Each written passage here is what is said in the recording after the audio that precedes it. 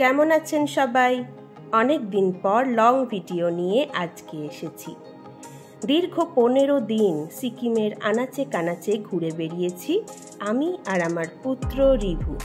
আর সেই অভিজ্ঞতা এবার ধীরে ধীরে শেয়ার করতে চলেছি ট্রাভেল থেরাপি বাই সুদীপ্তা চ্যানেলে। এবারে আমাদের গ্যাংটকের হোটেলটাও ছিল খাসা। গ্যাংটকের এমজি মার্গ থেকে ওপর দিকে ছাঙ্গুর নাথুলা রোডে চাঁদমারি এলাকায় অবস্থিত ছিল আমাদের হোটেল। সেই হোটেলের ডিটেলস এবং রিভিউ আসবে আমার পরবর্তী ভিডিওতে, তাই চোখ রাখতে হবে ট্রাভেল থেরাপিতে। এখন আমরা সকাল সকাল চলে এসেছি গ্যাংটকের বজরা ট্যাক্সি স্ট্যান্ডে।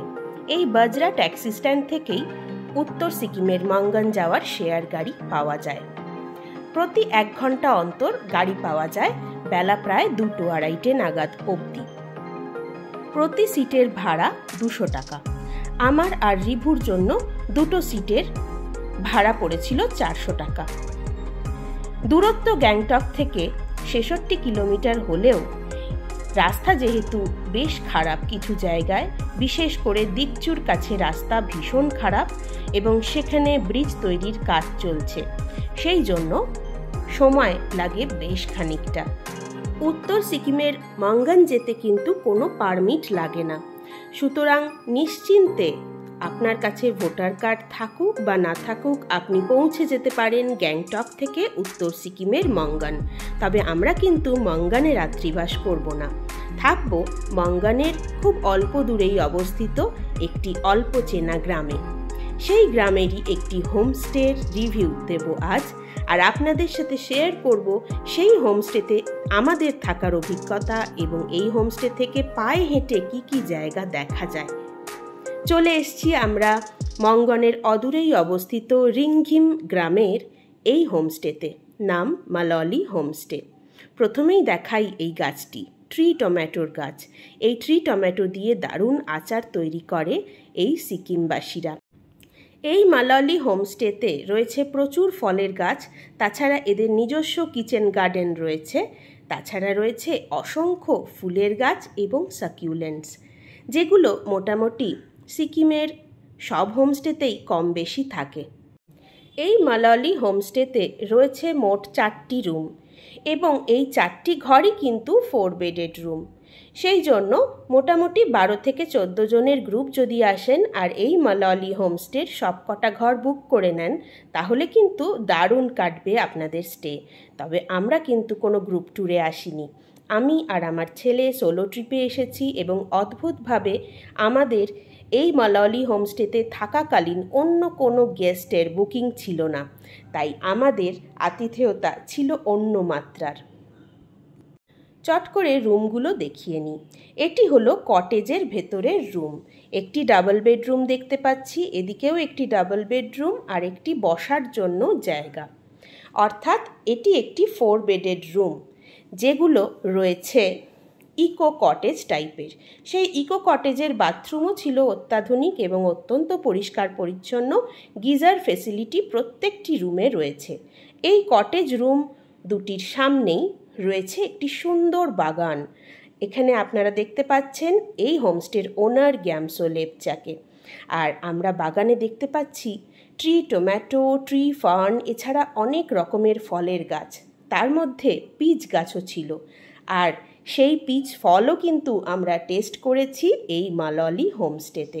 আমরা কিন্তু এই কটেজ রুমে ছিলাম না, আমরা ছিলাম এই কটেজগুলোর ঠিক পাশেই অবস্থিত এদের নিজস্ব যে রেসিডেন্স বিল্ডিং, সেখানে। সেই ঘরও দেখাচ্ছি একটু পরে। চলে এসেছি হোমস্টের ঠিক সামনের রাস্তায়।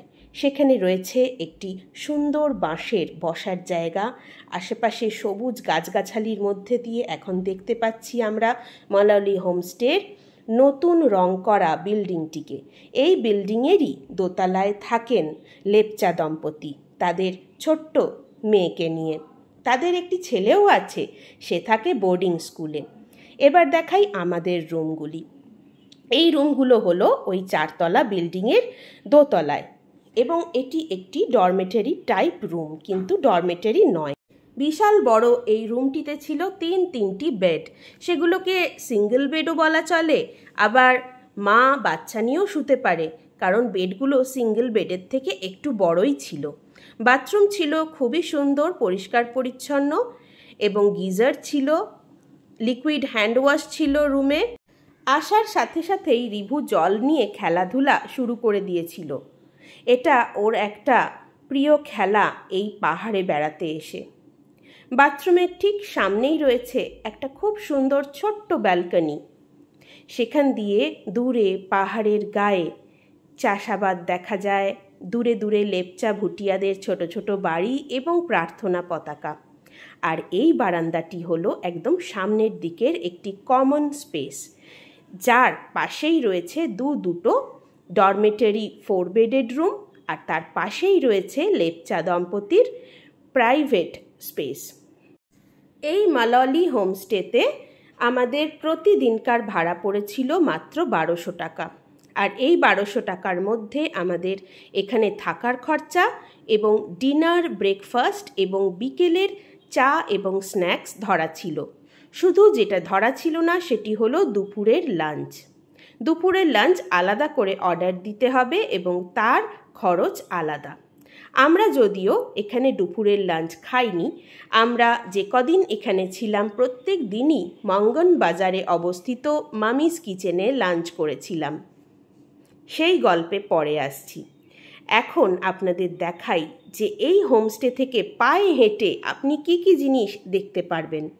আমরা মোট 3 রাত 4 দিন কাটিয়েছিলাম এই মাললি হোমস্টেতে, এবং মন কেড়ে নিয়েছিল আমাদের এই লেপচা পরিবার। প্রতিদিন আমাদের সন্ধেটা কাটতো এইভাবে পড়াশোনা করে। ইনি হলেন এই পরিবারের সবথেকে ছোট্ট সদস্য চিচি, গ্যামসো লেপচাজির একমাত্র কন্যা সন্তান। আরেকটি আছে পুত্র সন্তান, সে থাকে বোর্ডিং স্কুলে। আর আমার ছেলে এখন এই চিচির সাথে মন দিয়ে লেখাপড়া করছে। যে কদিন আমরা ছিলাম এই গ্যামসোজির বাড়িতে, প্রত্যেক দিন সন্ধেবেলায় বসতো এমনই পড়াশোনার আসর। এদের রান্নাঘরটা ছিল এই রকম। দুজনেই সার্ভিস করেন এবং তার সাথেই ম্যানেজ করেন বাড়ির সমস্ত কাজ, এবং তার সাথে হোমস্টেও চালান। আমাদের এদের রান্নাবান্নাও ভীষণ পছন্দ হয়েছিল। প্রত্যেক দিনই থাকতো রাতের ডিনারে চিকেন, ডাল আর তার সঙ্গে একটি সবজি। আর এই সবজির মধ্যে শাক ছিল মাস্ট, এবং সেই শাকটাও এখানকার লোকাল অর্গ্যানিক শাক। এই হোমস্টে থেকে রাস্তায় বেরিয়েই সোজা যে রাস্তাটা বাঁদিকে চলে গেছে, সেই বাঁদিকের রাস্তা ধরে কিছু দূর হাঁটলেই পৌঁছে যাওয়া যাবে এই রিংঘিম গ্রামের সবথেকে বিখ্যাত জায়গা এবং ফেমাস তথা পপুলার স্পট রিংঘিম হেলিপ্যাড গ্রাউন্ড। এই হেলিপ্যাড গ্রাউন্ড থেকেই 360 ডিগ্রি হিমালয়ের ভিউ দেখতে পাওয়া যায়। রাতে বৃষ্টি হয়েছিল, তাই রাস্তা ভেজা ভেজা। মেঘেদের আনাগোনা অনবরত চোখে পড়ছে।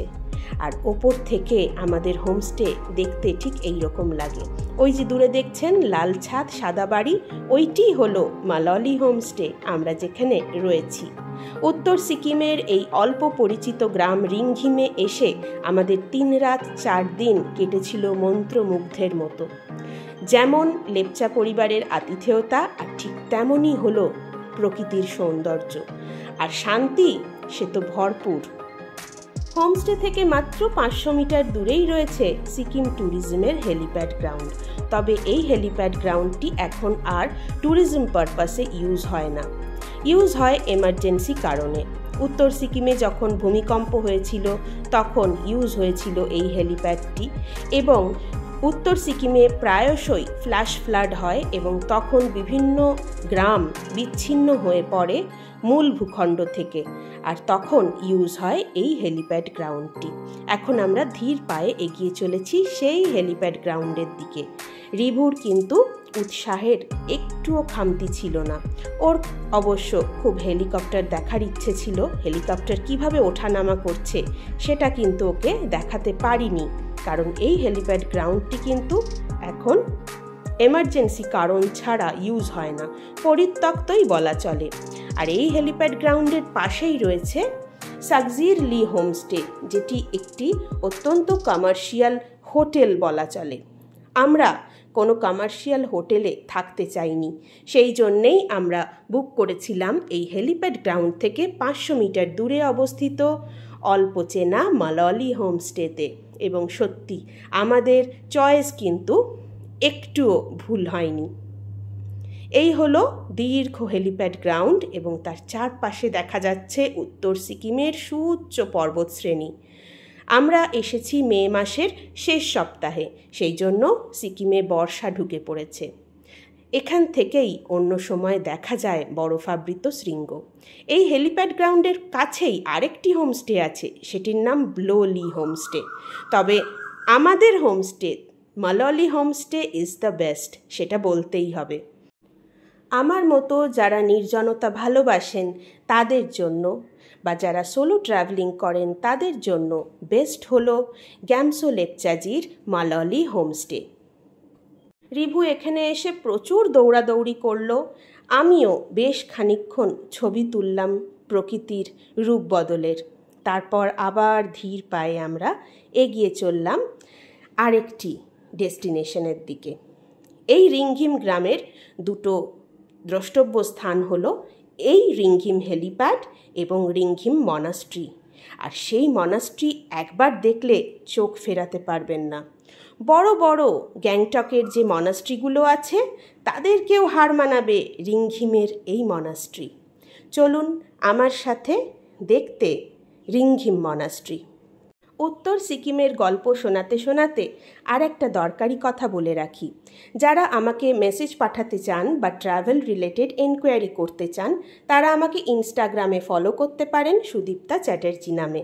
আর আপনাদেরই সুবিধার্থে আমি একটি ফেসবুক পেজও করেছি, ট্রাভেল থেরাপি বাই সুদীপ্তা এই নামে। সেই ফেসবুক পেজটিকেও ফলো করে রাখতে পারেন। সেখানে আমার আগামী গ্রুপ ট্যুর এবং সোলো ট্যুরের ডিটেলস রেগুলার পোস্ট হয়। এখন আমরা হেলিপ্যাড গ্রাউন্ড থেকে মোটামুটি 600-700 মিটার হেঁটে চলে এসেছি রিংঘিম মনাস্ট্রি, যেটি 1835 সালে স্থাপিত হয়েছিল রিংঘিমের একটু উপরের দিকে ঘন জঙ্গলের মধ্যে।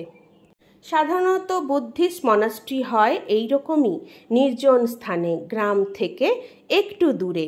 কারণ গ্রামের মধ্যে যদি মনাস্ট্রি স্থাপন করা হয় তাহলে নির্জনে ভগবান সাধনায় একটু অসুবিধা হয় বৈকি।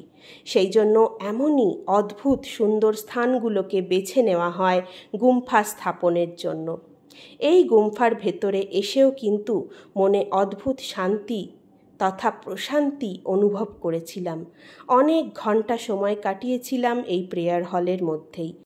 এবার একটু ভগবানের প্রার্থনা শুনি, আসুন।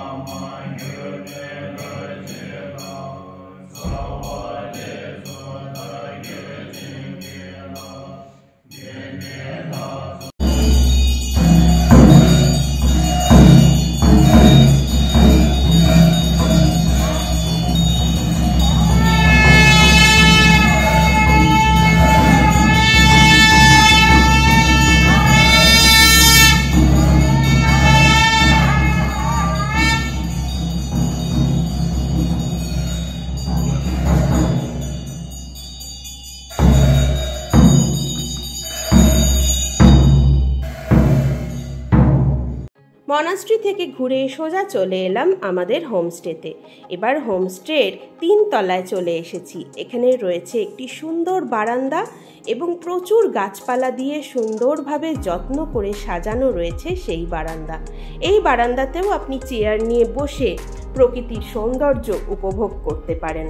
আর তারপর আমরা চলে আসছি এই হোমস্টের 4 তলায় অবস্থিত সবথেকে আকর্ষণীয় জায়গা টেরেস সিটিংয়ে।